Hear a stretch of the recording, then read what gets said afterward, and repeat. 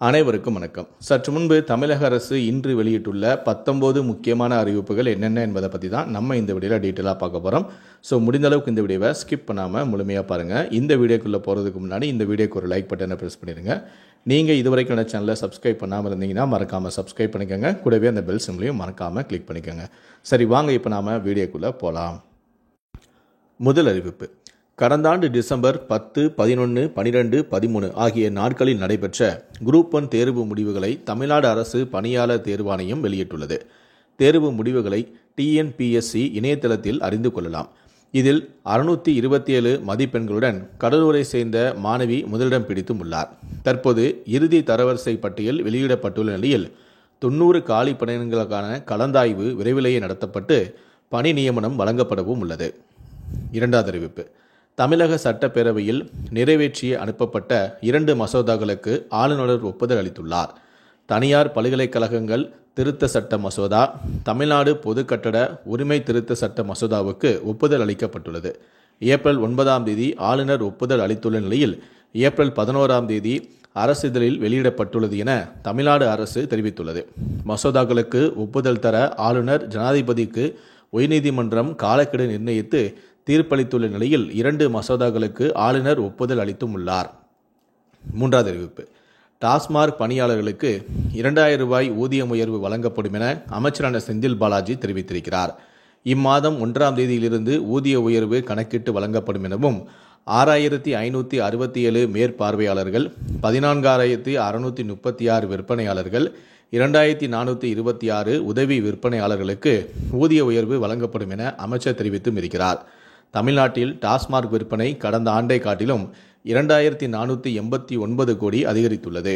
2024-25ஆம் ஆண்டில் டாஸ்மாக் நிறுவன மொத்த வருமானமானது 48,344 கோடியாக அதிகரித்துள்ளது. நான்காவது அறிவிப்பு. சென்னையில் 3 பேருக்கு கொரோனா தொற்று உறுதி செய்யப்பட்டுள்ளதாக பொது சுகாதாரத்துறை தெரிவித்துள்ளது. சென்னையை சேர்ந்த 2 ஆண்கள் 1 பெண் என 3 கொரோனா தொற்றால் பாதிக்கப்பட்டிருப்பது உறுதி செய்யப்பட்டும் உள்ளது. தற்போது அவர்கள் மருத்துவமனையில் சிகிச்சை பெற்று வருவதாகவும் 3மே நலமுடன் இருப்பதாகவும் பொது சுகாதாரத்துறை தெரிவித்தும் உள்ளது. மேலும் இது குறித்து மக்கள் அச்சப்பட தேவையில்லை எனவும் தெரிவித்துள்ளது. ஐந்தாவது அறிவிப்பு. திருச்சிராப்பள்ளி மற்றும் தாம்பரம் இடையே சிறப்பு ரயில்கள் தஞ்சாவூர், மயிலாடுதுறை, சிதம்பரம் வழியாக இயக்கப்படும் என தெற்கு ரயில்வே தெரிவித்துள்ளது. திருச்சிராப்பள்ளியிலிருந்து தாம்பரம் ரயிலானது வாரத்தில் 5 நாட்கள் 29 ஏப்ரல் முதல் 29 ஜூன் 2025 வரை செவ்வாய், புதன், வெள்ளி, சனி மற்றும் ஞாயிற்றுக்கிழமைகளில் காலை 5:35 மணிக்கு திருச்சிராப்பள்ளியிலிருந்து புறப்பட்டு அதே நாளில் 12:30 மணிக்கு தாம்பரம் சென்றடையும். திரும்பும் திசையில் தாம்பரத்திலிருந்து திருச்சிராப்பள்ளி செல்லக்கூடிய ரயிலானது வாரத்தில் 5 நாட்கள் 29 ஏப்ரல் முதல் 29 ஜூன் 2025 வரை செவ்வாய், புதன், வெள்ளி, சனி மற்றும் ஞாயிற்றுக்கிழமைகளில் மாலை 15:45 மணிக்கு தாம்பரத்திலிருந்து புறப்பட்டு அதே நாளில் 22:40 மணிக்கு திருச்சிராப்பள்ளியை சென்றடையும். ஆறாவது அறிவிப்பு. அதிமுக ஆட்சியில் 52% மின் கட்டணம் உயர்த்தப்பட்டது. தேர்தலுக்கு முன்பதாக 4% மட்டுமே குறைக்கப்பட்டது. ஆனால் தற்போதைய திமுக ஆட்சி காலத்தில் மின் கட்டணமானது 30% மட்டுமே உயர்த்தப்பட்டுள்ளது என மின்துறை அமைச்சரான செந்தில் பாலாஜி தெரிவித்திருக்கிறார். கடந்த ஆட்சியில் முடிக்கப்படாமல் இருந்த திட்டங்கள் அனைத்துமே இப்போது விரைந்து முடிக்க நடவடிக்கை எடுக்கப்பட்டுள்ளது எனவும் சட்டப்பேரவையில் அமைச்சரான செந்தில் பாலாஜி பதிலளித்துள்ளார். ஏழாவது அறிவிப்பு. பாவேந்தர் பாரதிதாசன் பிறந்தநாளை முன்னிட்டு ஏப்ரல் 29 முதல் மே மாதம் 5ஆம் தேதி வரை தமிழ் வார விழா கொண்டாடப்படும் என 110 விதியின் கீழ் சட்டப்பேரவையில் முதலமைச்சரான மு.க. ஸ்டாலின் அறிவித்திருக்கிறார். மாநிலம் முழுவதும் கலை நிகழ்ச்சிகள் நடத்தப்படும் எனவும் தமிழ் மொழியின் பங்களிப்பு குறித்து கவியரங்கம், கருத்தரங்கம், கவிதை போட்டிகள் நடத்தப்படும் எனவும் பள்ளிகளில் பேச்சு போட்டி, கட்டுரை, கவிதை போட்டிகள் நடத்தப்படும் எனவும் பரிசுகளும் வழங்கப்படும் எனவும் தெரிவித்துள்ளார். எட்டாவது அறிவிப்பு. 2025-26 புதிய பாடத்திட்டத்துடன் CBSE பள்ளிகளில் நாடு முழுவதும் 8ஆம் வகுப்பு வரை மும்மொழி கட்டாயம் என்றும் ஒன்றிய இடைநிலை கல்வி வாரியம் சுற்றறிக்கையை அனுப்பியுள்ளது. ஒன்பதாவது அறிவிப்பு. இந்தியாவில் 10 வயதிற்கு மேற்பட்ட மைனர்கள் சேமிப்பு மற்றும் கால வைப்பு டெபாசிட்டை இந்த கணக்குகளை தாமாகவே சுதந்திரமாக தொடங்க ரிசர்வ் வங்கி அனுமதி அளித்துள்ளது. 10வது அறிவிப்பு.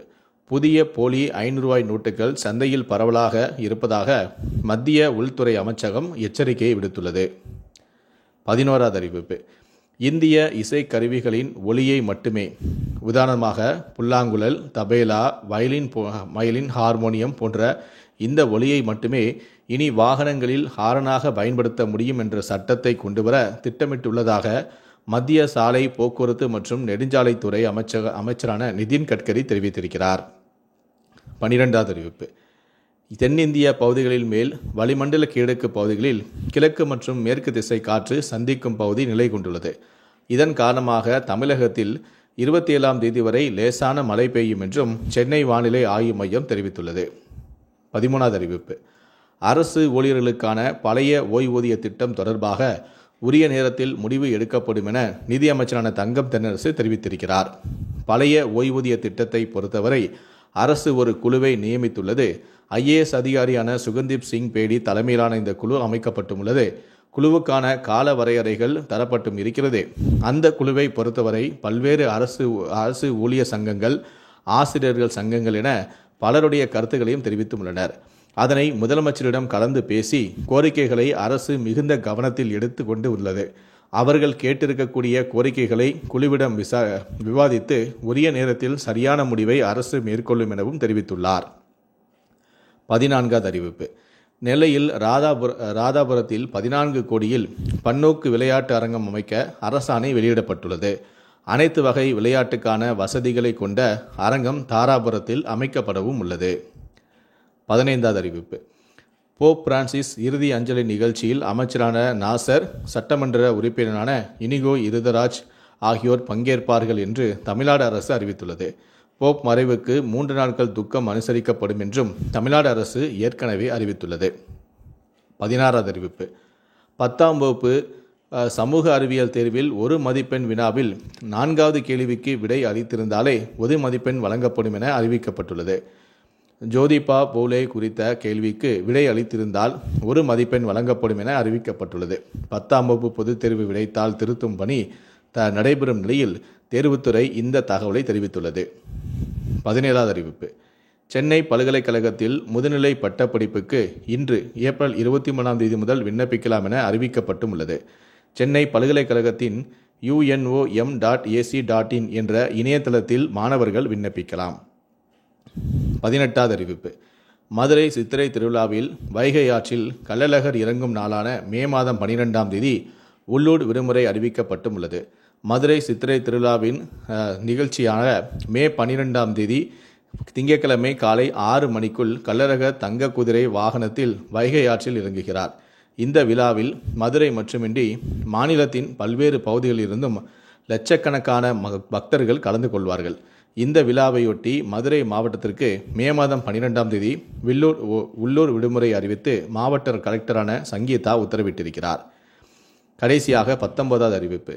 அரசு ஊழியர்கள் புத்தகங்களை வெளியிடுவதற்கு முன்பு அரசின் அனுமதியை பெற வேண்டியிருந்தது. தற்போது கலைஞர் நூற்றாண்டு விழாவை முன்னிட்டு இந்த விதியில் தமிழக அரசு சில திருத்தங்களையும் செய்துள்ளது. அதன்படி அரசு ஊழியர்கள் அரசின் செயல்பாடுகள் அல்லது கொள்கைகள் தொடர்பான புத்தகங்களை தவிர இலக்கியம், சிறுகதை, நாவல், நாடகம், கட்டுரை, கவிதை மற்றும் தொழில்முறை மற்றும் கல்வி சார்ந்த புத்தகங்களை எழுதி வெளியிடுவதற்கு அனுமதி பெற தேவையில்லை என தமிழக அரசு அறிவிப்பொன்றை வெளியிட்டுள்ளது. இந்த 19 அறிவிப்புகளை பற்றிய உங்களுடைய கருத்துக்களை கீழே இருக்கக்கூடிய கமெண்ட் செக்ஷனில் மறக்காமல் சொல்லுங்கள். முடிந்தளவுக்கு இந்த வீடியோவை மற்றவங்களுக்கும் ஷேர் பண்ணுங்கள்.